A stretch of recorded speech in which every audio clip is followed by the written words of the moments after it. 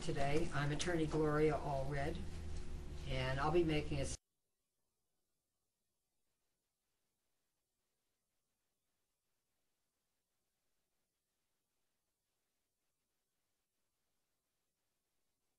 statement, and then others at the table will also be making a statement. And today I'm in Cleveland, Ohio, to announce lawsuits on behalf of 3 women who are cancer survivors and who have suffered a devastating loss of their hopes and their dreams because of the failure of others to protect the women's eggs which had been entrusted to them. Rachel, can you pronounce it, Mehl, is a 40-year-old woman who was diagnosed with a very aggressive form of breast cancer in February 2016. She is single and she resides in Pittsburgh, Pennsylvania. Rachel had just turned 38 before her initial diagnosis. She was informed that chemotherapy would likely destroy her ability to conceive children in the future.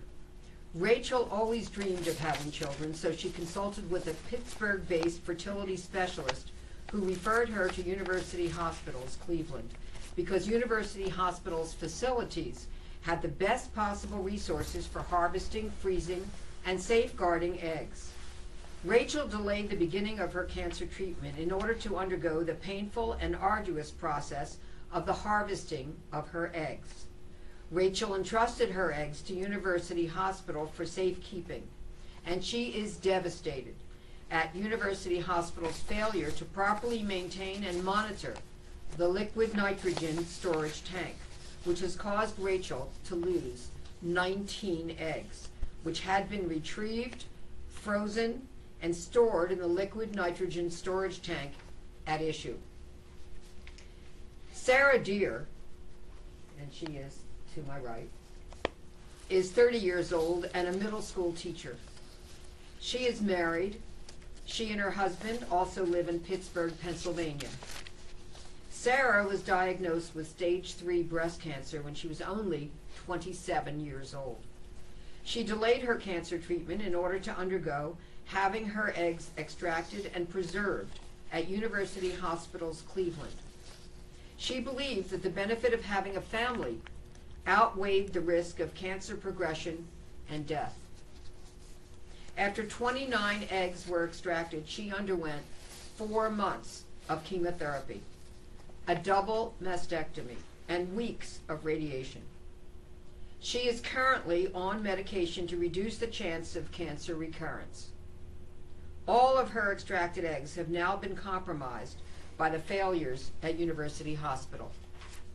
Her ability to have biological children now, after cancer treatment, is unknown and is greatly compromised due to chemotherapy treatments.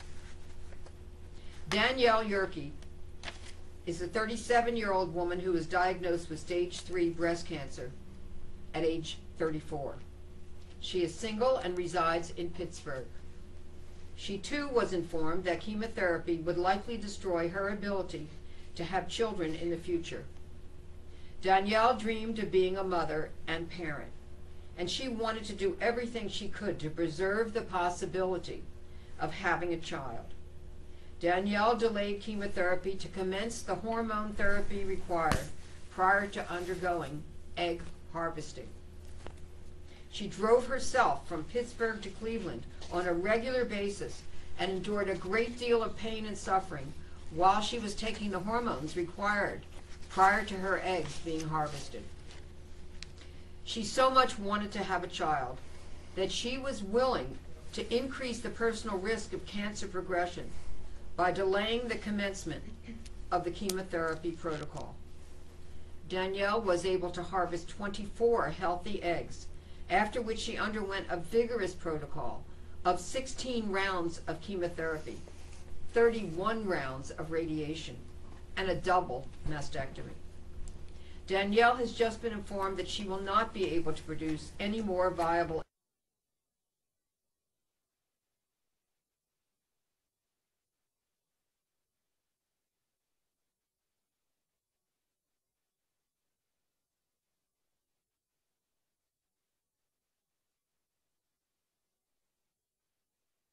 eggs due to the damage that the chemotherapy has caused.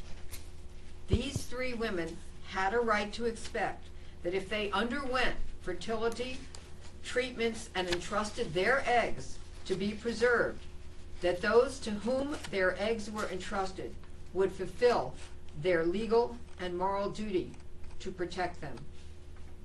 Unfortunately, these 3 cancer survivors have been devastated to learn that their trust has been betrayed. For this reason, today, both Rachel and Sarah have filed lawsuits against University Hospitals Health System, University Hospitals Ahuja, and University Hospitals Cleveland Medical Center. Danelle Yerkey's lawsuit will be filed later this week. The cases have been filed in the Court of Common Pleas, Cuyahoga County, Ohio, by the law firm of Spangenberg Shibley Lieber LLP.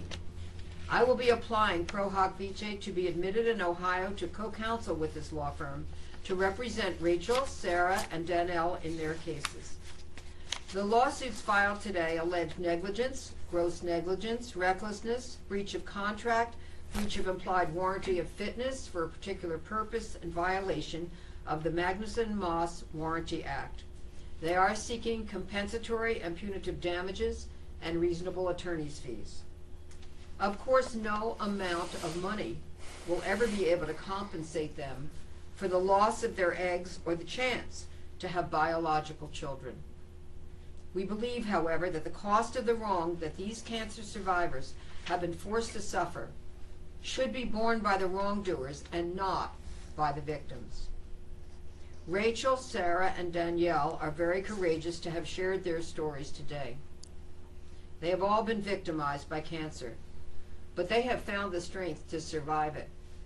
Now these women, who are particularly vulnerable, have been victimized by the loss of their eggs due to no fault of their own. They are doing everything possible to survive this new crisis in their lives, but they want to do more than just survive. They also want to become fighters for change, so that no other woman will have to suffer the catastrophic loss that they have had to endure. We look forward to supporting them and advocating for them in their battle for justice. Just wait a minute. I'm going to move a little bit over so that we can circle back. Let's move down just a little bit.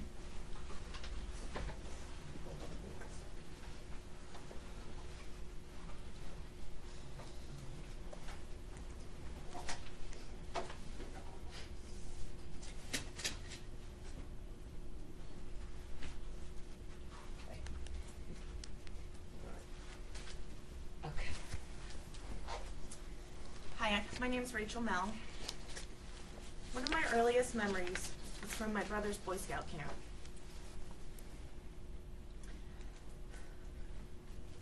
A little boy fell and scraped his knee. He was perhaps 2 years old. I was probably 5. I remember rushing to his side to comfort him, to check on his boo-boo, to give him a hug. I recall his mom and my mom remarking that I was going to be such a good mom one day, and I beamed with pride. Throughout my life, my desire to have children has remained the single thing I've been unwaveringly sure of. While other kids dreamt of being lawyers or doctors, I dreamt of being a mother. I wondered how my baby might look. Would they get my eyes? Would they get my eyes or my nose? Would they like to read as I did?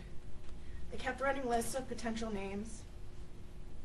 When my niece was born in 2003, I bought her a bouncy chair, and I picked up a second one just in case. The bouncy chair moved with me between apartments and houses. When I bought my first place, I'd asked the sellers to leave behind the swing set in the backyard. When I moved into my new house, I could almost hear the giggles coming from the secret hideout under the stairs. I stashed the bouncy chair there, along with a collection of maternity tops and onesies that I bought on sale. When I was diagnosed with an aggressive form of breast cancer in 2016, just days after my 38th birthday, the doctors explained that chemotherapy would very likely destroy my ovaries, leaving me infertile.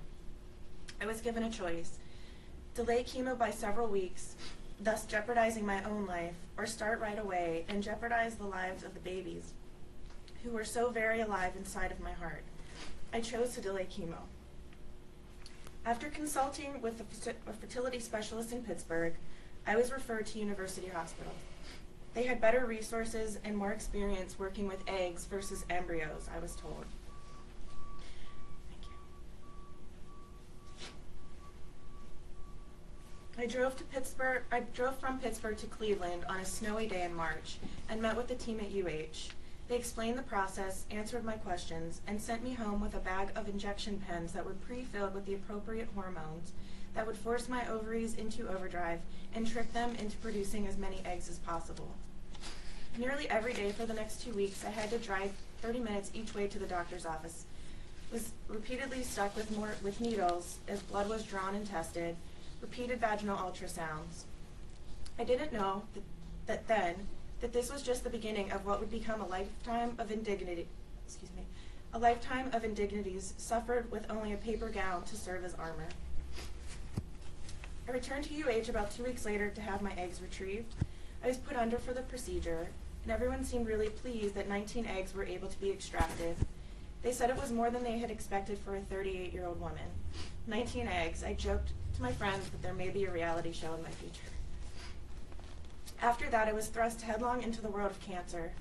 I was too busy with nonstop appointments and trying to learn a whole new language to really think about the eggs, though occasionally I'd be stopped in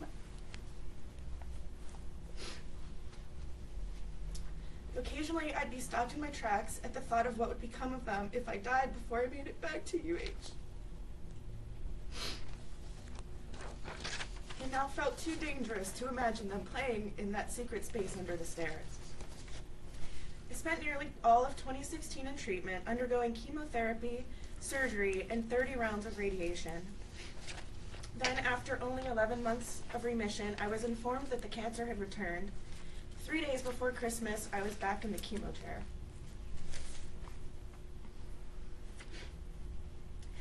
As either a direct or indirect result of cancer, I have lost so much. My hair, my freedom, my memory, my ability to work at full capacity, my dog, my deepest love, my best friend. I've lost the ability to be carefree and to see the world through the rose-colored glasses I once did. And because of the carelessness of university hospitals, I have now lost all hopes of ever having biological children. When the letter first came in the mail on that Friday afternoon, I felt as though someone had punched me square in the gut. There was zero compassion in that letter, zero acknowledgement of the importance of what had been destroyed. They didn't say, "We're sorry we lost the most precious part of your life." Instead, it read, quote, "We are sorry that this has happened in any part of our health system." This didn't read to me like remorse over having made an error. It seemed more like regret over having gotten caught. It spent that entire weekend on the couch, eyes swollen from crying nearly nonstop, waiting until I would hear from a doctor the following Monday. I wonder why they wouldn't have staff people over the weekend to do their best to answer all of our questions. It felt like an added dose of cruelty to leave the hundreds of individuals and families impacted in the dark for so long after we'd been sent such a cold and impersonal letter to deliver this awful news. Even still, once the shock wore off, I didn't feel anger. I didn't feel anger towards anyone at UH. Things happen that we can't predict or plan for. Machines fail us. I knew that people were going to suffer as a result of this, that the program might get shut down, that employees who had nothing to do with what had happened would lose their jobs. I expected that there would be lawsuits, but I wasn't sure that I wanted to be any part of it. But as new information has come out, including the fact that the tank in question was broken, and yet they did not move our eggs and embryos into a safer storage place. The fact that the alarm system had been turned off. The fact that even the Band-Aid solution that they'd come up with to manually fill the tank with liquid nitrogen was also broken, as they'd had to pilfer tanks from another department since they'd run out. Indeed, the flagrant disregard for our dreams and our children has surfaced, and you better believe that now I'm angry.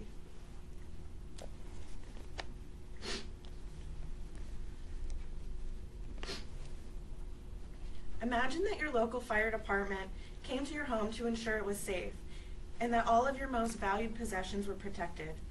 And while they were there, they noticed something with your stove was a little off. But they lit all the pilots on it anyway, and then went back to the firehouse, turned off their alarm system, and left for the weekend. Meanwhile, you have no idea that there's any issue with the stove, so you go about your day. You go to work, you maybe stop at the grocery store on your way home. When you pull onto your street, you see your house is gone. It's burned to the ground. All the things that you loved are gone. Those jeans you got 5 years ago that somehow fit just so. The pocket watch your great-grandfather gave you. Framed photographs. Sand from the trip that you had taken with your family, which you collected on the one day it didn't rain. Now imagine your beloved pet was in the home. Now imagine your child was in there.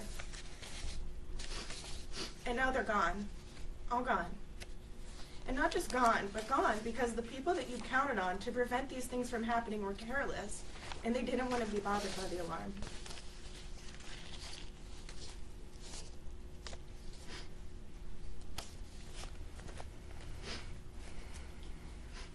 Family is not a simple term, and it becomes more and more complex every day. Of course, I recognize that there are many ways to have a family. Adopting and fostering are both beautiful options, and I don't think anyone involved in this tragedy would disagree. But they too are not without their challenges.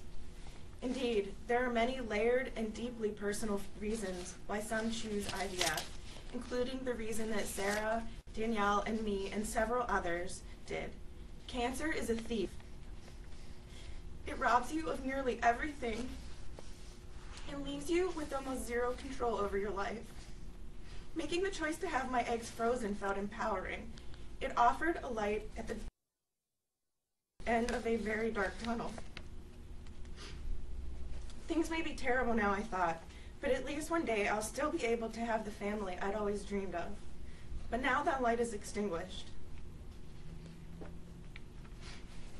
Regardless of our reasons, at least 950 families entrusted University Hospital to watch over irreplaceable extensions of ourselves, our eggs and embryos, just as they had assured us they would. UH must be held accountable for shattering our dreams and for forever altering the courses of each of our lives. All fertility clinics must be held to a higher standard, and safer practices must be enforced. My babies will never get to see the secret hideout in our home, but they will live on forever in the hidden corners of my heart. In their honor, I will do all I can to ensure that no one else has to endure the pain that the carelessness of UH has caused. Thank you.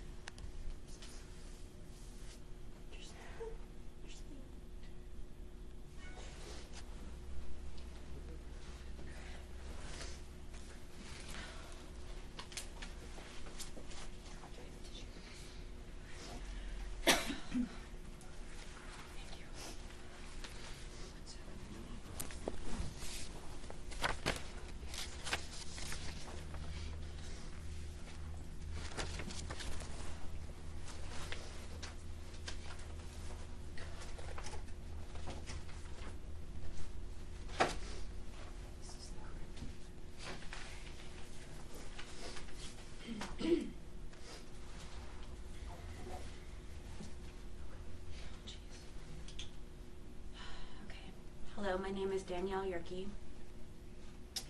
3 years ago, at age 34 and single, I was diagnosed with stage 3 breast cancer. I was informed shortly after my diagnosis that I carried the BRCA1 gene mutation, which greatly increased my risk for getting cancer in other parts of my body. It was recommended by my physicians that I remove my ovaries as soon as possible, definitely before the age of 40. I've dreamed of having a child since I can remember. I've always felt that having a child was something that God instilled in me years ago, at a very early age. I even chose a career path working with and teaching young children. When my oncologist informed me of my aggressive cancer diagnosis and the chemotherapy treatment that was required, I desperately wanted to attempt to preserve my eggs prior to starting chemotherapy. I was facing the strong probability that I may never have the ability to have children once chemotherapy started. My oncologist strongly recommended that I start chemotherapy immediately upon my diagnosis, but I decided to first harvest my eggs and commence hormone therapy that accompanied egg retrieval. Losing my fertility was not an option for me. I was determined to do everything in my power to preserve the possibility of having a child after my cancer treatment was concluded. I had to commute to Cleveland from Pittsburgh daily, alone in the midst of cancer appointments, driving between Pittsburgh and Cleveland every morning after injecting myself in the stomach with hormones for weeks on end, just because I held on to the dream of being a mother and parent. University Hospital was recommended to me as one of the most preeminent medical facilities for fertility treatment, egg retrieval, and storage. The doctors at University Hospital were able to retrieve 33 eggs and 24 were viable. I was relieved. A few days after the eggs were harvested, I ended up in the ER in the hospital after suffering in pain for days after the retrieval. I was told that the pain was due to numerous ovarian cysts that burst from the procedure. After my successful harvesting, I underwent 16 rounds of very strong chemotherapy, 25 rounds of radiation, and a double mastectomy with multiple reconstructive surgeries. On March 9th, 2018, I was informed that there was a news bulletin that there was a malfunction at the Cleveland Fertility Clinic which compromised some of the eggs and embryos that were frozen and stored there. I immediately called them and was told that my eggs had in fact been compromised. In shock, I screamed and fell to my knees in the kitchen. I felt as if I were dying, and I wanted to die. The overwhelming grief was as if I had lost a child. I have not stopped feeling that way since March 9th. I recently took a blood test, just this week, thank you, which confirmed that my ovarian function has been ruined from the extensive chemotherapy I've undergone. My hopes and dreams have been shattered. I have no idea how I will go on. Everything has been stolen from me, and my spirit is crushed.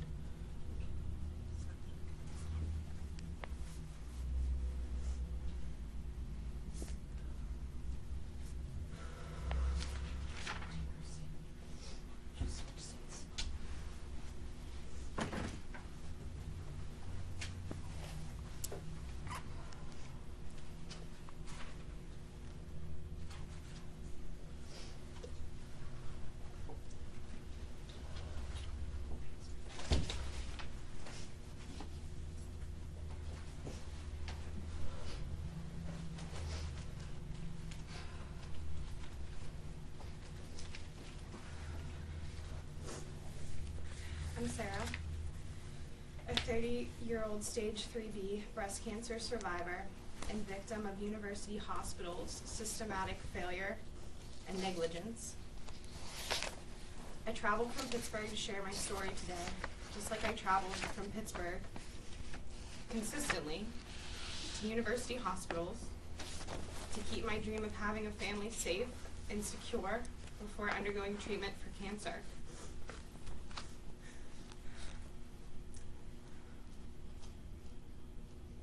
I risked my life and delayed my chemotherapy treatments because having a family was so important to me. My mom cautioned me against it, urging me to begin my treatment. I am, after all, her baby.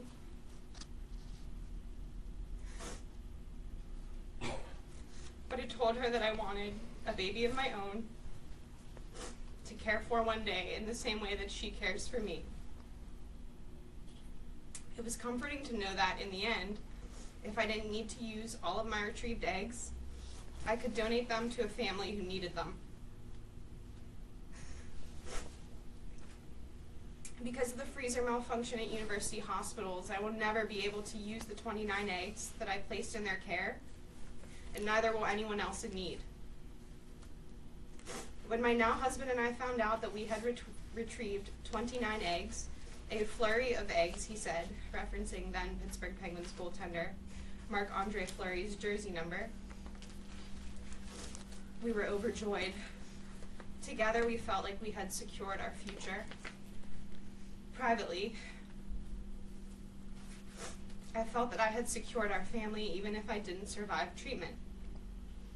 My husband would still be able to raise our family even if I could not. With chemotherapy treatments, my doctors couldn't be certain that I would regain my fertility, and they still aren't today. The only way for me to find out is if I stop taking the medication that is saving my life. The medication that lowers my risk of recurrence. So what do? Do I stop my medication and risk my life once again to see if after everything I've endured I can still have a family? Do I pump myself full of hormonal medications that feed my cancer type? Or do I play it safe and risk remaining a family of two? No one should have to contemplate these questions. No one should have to suffer like this.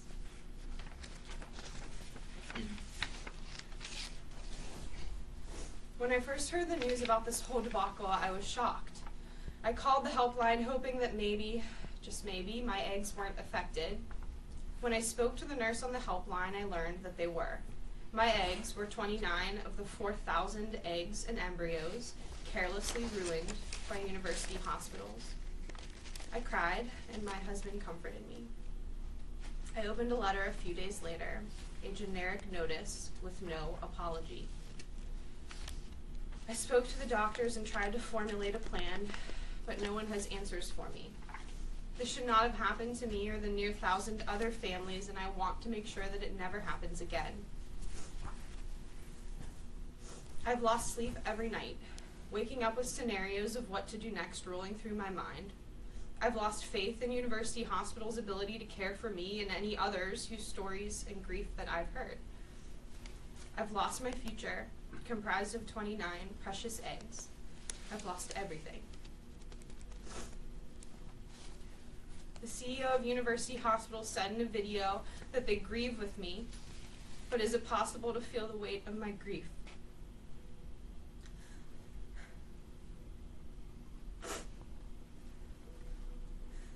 Like Atticus Finch would say, climb into my skin, walk around in it. I guarantee that it's like nothing you've ever felt before. I'm a woman wounded, robbed by cancer of my health and the body that I once knew, and robbed by university hospitals of my future.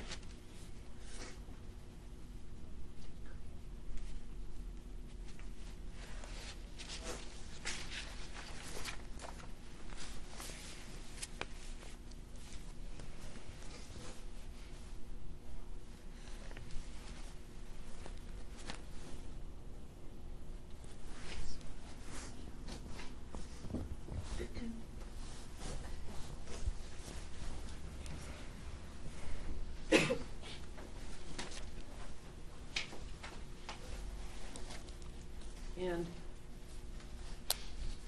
we're going to take some questions for the attorneys. I'd like to introduce Stuart Scott is to my left, and Samantha Weaver. And this lawsuit has been filed today on behalf of Rachel and Sarah. And as I said, Danielle, and the spelling is Danelle, but it's pronounced Danielle. Her lawsuit will be filed later this week. But this is the lawsuit that was filed, and Stuart and Samantha will be happy to answer any questions, and so will I. So we'll open it up for questions right now. Ms. Allred, why was it so important for you to get involved in this particular case? Well, I've been representing victims for 42 years, and we're the leading private women's rights law firm in the country. This is a very serious issue of reproductive rights, and these are among the most vulnerable victims that I have ever met, and my heart goes out to them. It's just, every time I speak with them, every time I hear from them what they have been forced to endure, it's so horrible. It would be horrible if it happened to anyone, but to, have to be endured by cancer victims who've already suffered so much.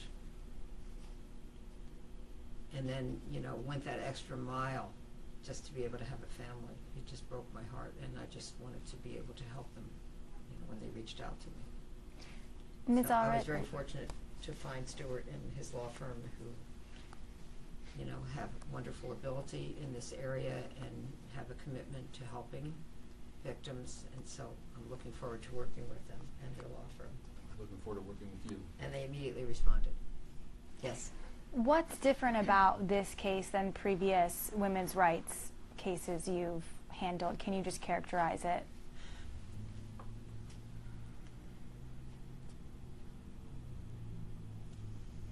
I would say the impact that it's had on their lives and their families' lives and their hopes and their dreams. And it's just, I mean, it's heartbreaking. It's bad enough when women are treated with callous disregard in any area of life. But especially in this area, which is so intimate and so personal and so life-changing. And it just has this enormous impact on them physically and emotionally. And this is what they wanted most in their life. And they've wanted it all their lives, and especially want it now. And they've literally risked their lives in order to have the egg harvesting. Risked their lives by delaying the chemotherapy. That's how much they wanted to have a family. And that was denied to them. And they had such hopes, and especially after eggs were harvested. And this could have made such a difference to them, knowing that they would be able to have a family, and now even that is taken from them. These are completely innocent victims. These are courageous women who went through all of that just to have a family. So what are they left with now? An apology is simply not enough. It's just not enough under these circumstances. So we have more questions than we have answers, but they deserve the answers and much more, and that's why I'm here. And also because, in a way, they represent so many other women who are also survivors of cancer, who also entrusted their eggs to university hospitals, many of whom have not yet spoken up and may never speak up, I don't know. But it's important that their voices be heard, because they matter, because their lives matter, their futures matter. They are people of value. They are not just egg donors.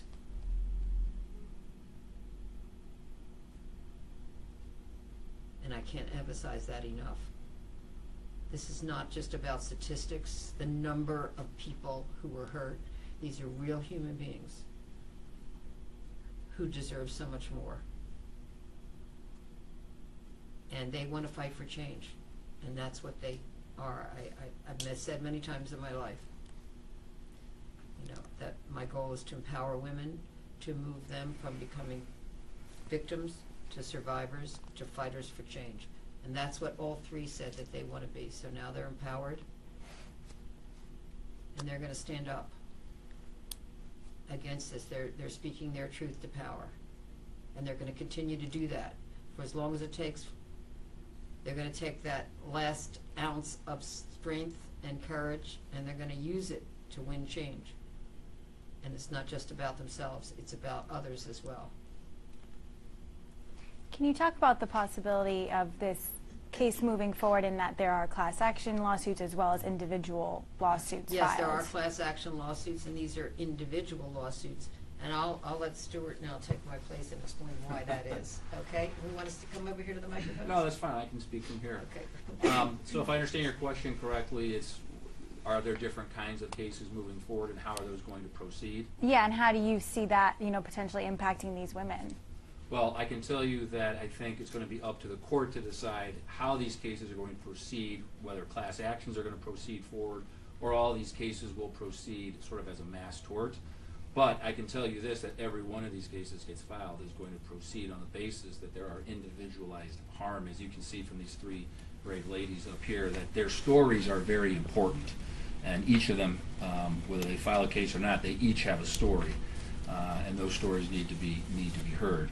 From a legal standpoint, does it make more efficient sense to move parts of this case as a class action? Arguably, I think that makes sense. We know that the facts surrounding the destruction of the eggs and the embryos, there's one set of facts, and that's common to every case that would be filed. And that makes it efficient to move forward potentially as a class action, as are a number of the legal issues that will arise in this case regarding remedies and damages. But ultimately, it's going to be up to whatever court hears these cases to make that decision. Okay. Ms. Allred, you are well aware, I'm sure, that this industry is largely unregulated. Yes, that's right. These women have all said they are dedicated to fighting for change. With your position, your star power, if you will, what can you do to help reach out to Congress perhaps, or get federal, state, or whatever legislation, because it happened in your state of California? I know, in San Francisco. Yeah. Yes. Well, we're going to analyze what else we can do. Obviously, I think that the FDA should be regulating these as medical devices, which they're not.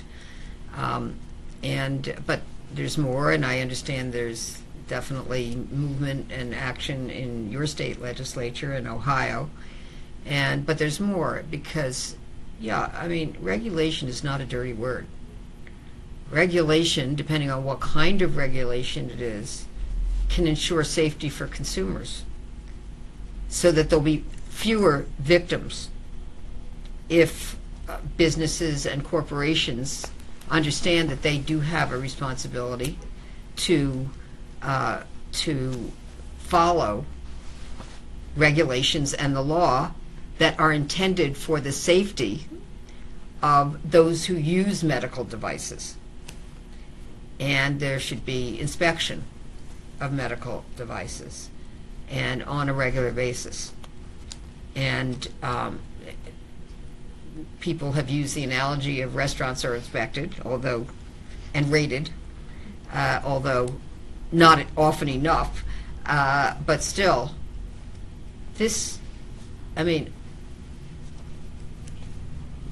I don't want a woman's womb regulated, but I do want medical devices that are entrusted with safeguarding eggs to be regulated, and to ensure that what is entrusted to them will be kept safe so that it can be used for the purpose that it was intended for. One of the reasons all three of our clients came to Cleveland was because they felt that they could trust the procedure and the results of the procedure, the egg retrieval, to be kept safe for their use and for the intended use for others, for some of those from whom the eggs were retrieved. Obviously, that didn't happen. To say that this is heartbreaking is just probably an understatement for how devastating this has been to all of their lives. So it should never happen again. Lawsuits are important. Are they enough? No, I think we also need congressional action, and I think we need legislative action. Because we need safeguards. This is all about safeguards.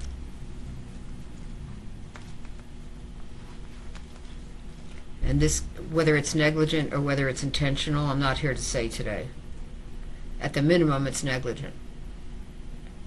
But so many lives have been affected as a result of this negligence in a way that there's not one of us would ever want to have to suffer, would not want any of our daughters or our granddaughters or sisters or anyone to ever have to endure the pain that these women feel, not just today sitting here at the table, but every single day. Anything else? Anything else you'd like to say, Stuart? Can we get a copy of the lawsuit? Yes, we do.